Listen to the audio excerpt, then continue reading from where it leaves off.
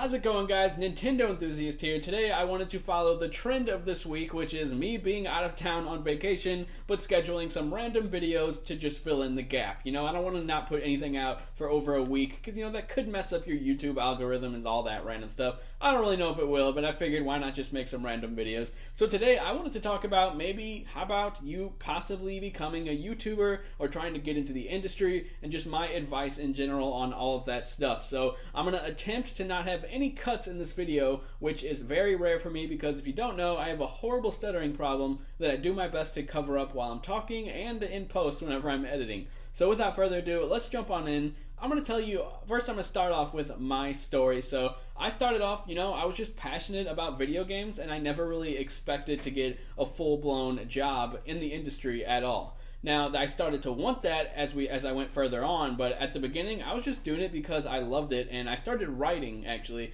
I didn't start in video at all. I started writing, and I was just doing random articles like reviews, ranking games. Sorry, I had to put an edit there. I was pretty embarrassed by how much I stuttered, but anyway, I started writing just like random opinion piece articles on the My IGN blog, and I think it's still around, not as big as it used to be. I don't think it's thriving as much, but back in the day when you used to write on My IGN, there was hopes that maybe one day IGN would notice you and put your article on their home screen. And one day I got really lucky. Their community manager posted on my article saying, "Hey, we would love to share this on the IGN homepage. Is that okay?" And that was right there where I was like, wow, this is crazy. IGN, one of my favorite websites, is about to share my article on their homepage. So I was like, hell yes, please share this. I would love that. So I was just so happy by that, and I actually started, I kept writing more and more after that. That was a huge boost in confidence. Then they ended up sharing another one of my articles, which also made me really happy. However, one day, before I get to that,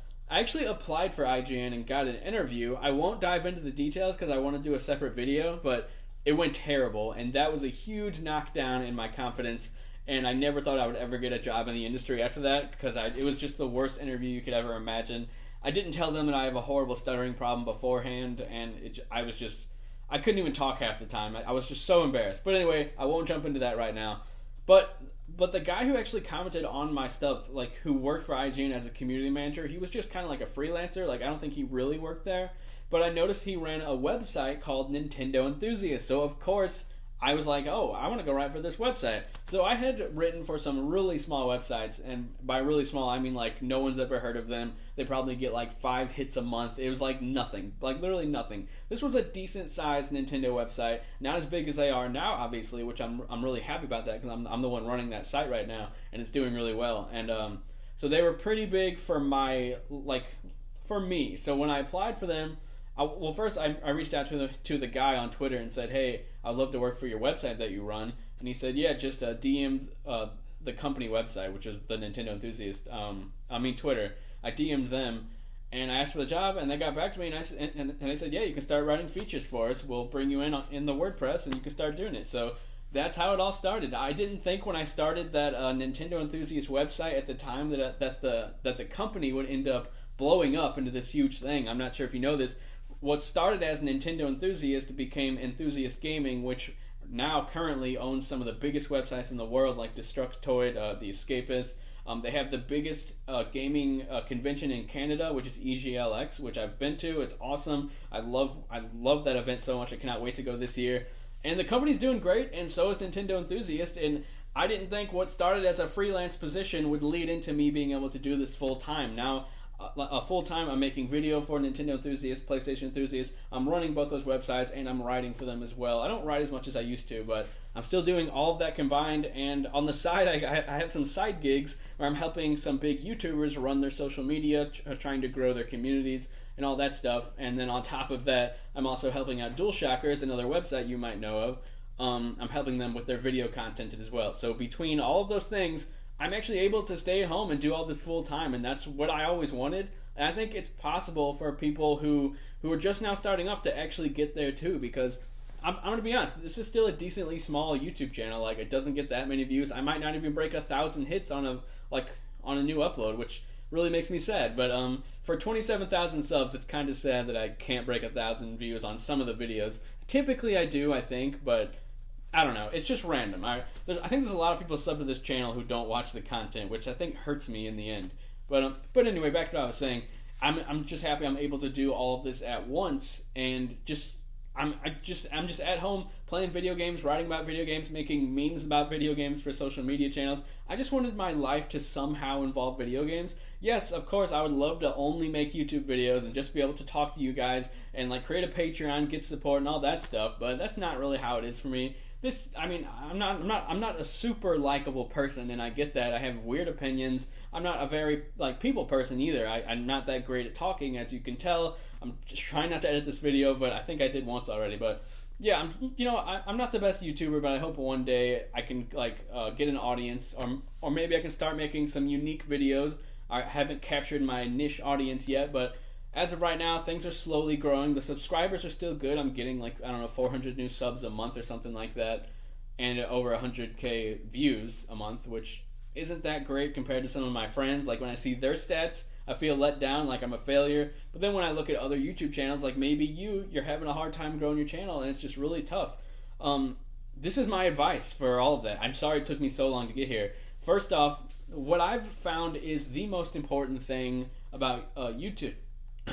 About YouTube is not the scheduling, like people might say, how you should always upload the exact time every single week, all the time. Because a lot of people that I know don't have a schedule. They just upload whenever they want to. They do it 5 times a day or maybe only once a week. It doesn't really affect them overall. But what I've noticed is tags. You want your tags in your video in the back end. You want them to be what you'll think. You want them to be what you think people will search. Exactly what they'll search. Different variations of what you think they'll search. Like instead of Assassin's Creed 3 gameplay, you type that, but then you put AC3 gameplay PS4. Just mix it up with all different types of variations. Stuff you think people are going to search.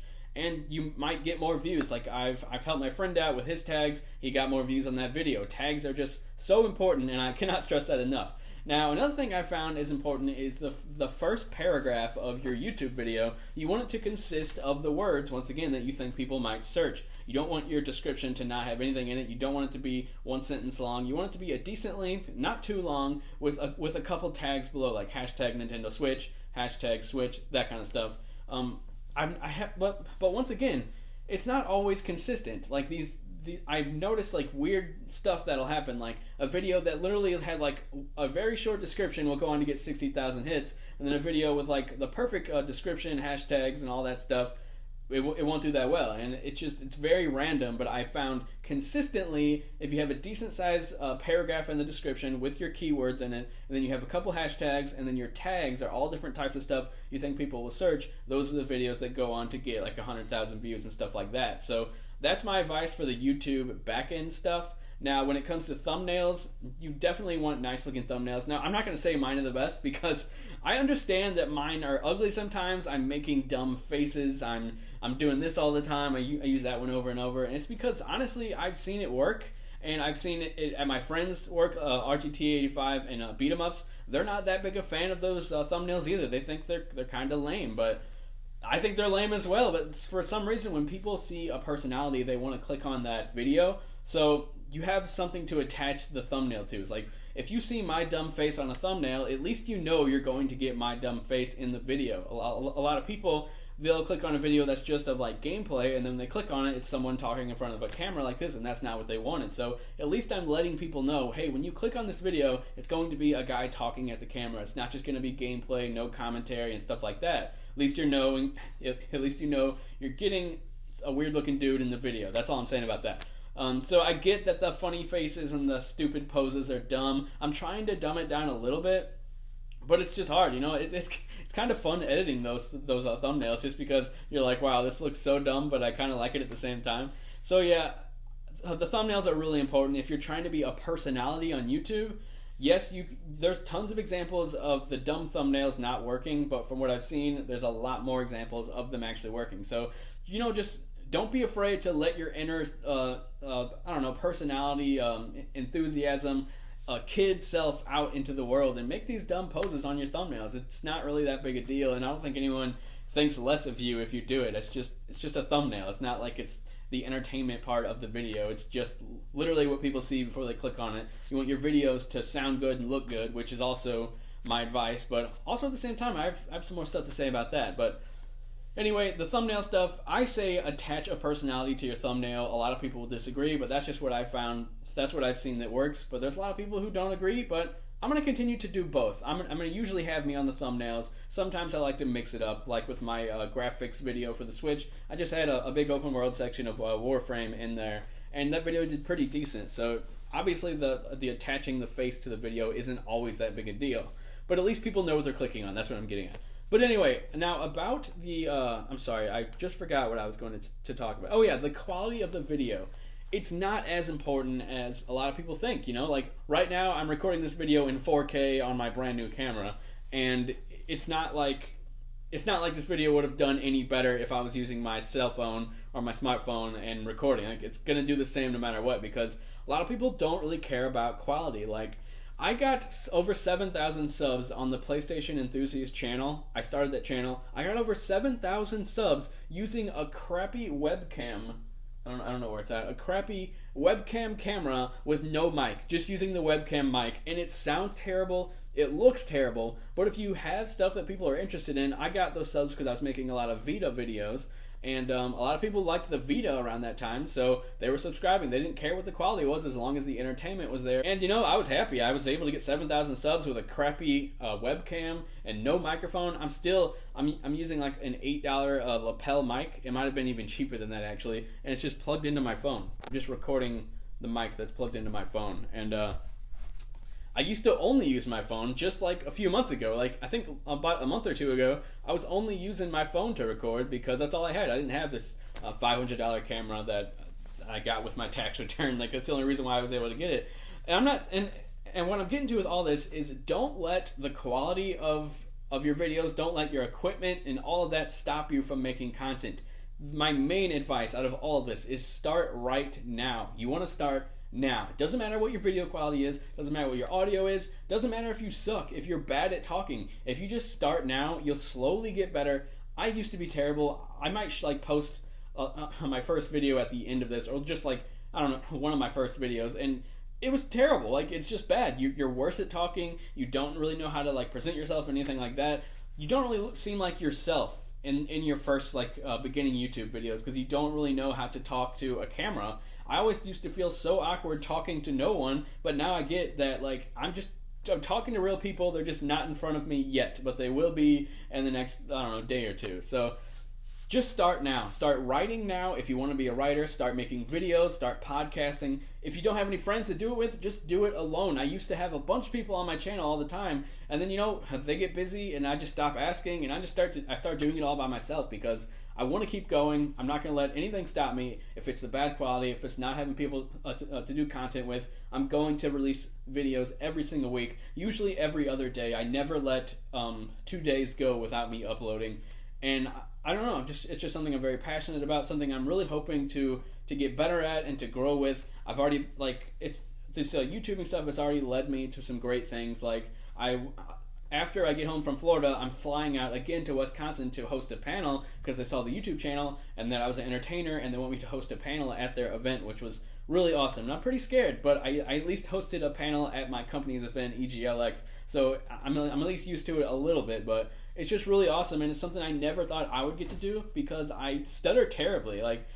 I'm trying to cover it up, but I find ways to say words. For example, you'll notice in a lot of my voiceover and a lot of my, when I'm talking to the camera, I'll always start with an S, so what do you guys think? So this is pretty cool, stuff like that. Or you hear me, like I just did, I say, in between my words. Throughout my whole life, I've found ways to continue talking without going tit, because that used to be me. I used to be that guy who was constantly going la la la la la la la. And even whenever I fake stuttering, like when I try explaining to people what it sounded like, I accidentally start stuttering. That's how weird it is. And I have all kinds of stories about that stuff, like weird situations that I've been in because of my stuttering issues. But I'm happy that I've been able to break past it and become a YouTuber, have a voice, and just talk about what I love about video games, whether it's making memes on the internet, whether it's doing podcasting, which I need to do more of, or just making entertainment videos like this. what I love doing, and I want other people to be able to do it too, because there's like an infinite number of people who are out there. All because there's a ton of YouTubers who have huge audiences doesn't mean you won't find your audience. That's all I'm saying. So shout out to all the people. Sorry, something was in my throat. So a shout out to all the people who always comment down on my videos, all the nice people out there. It really means a lot.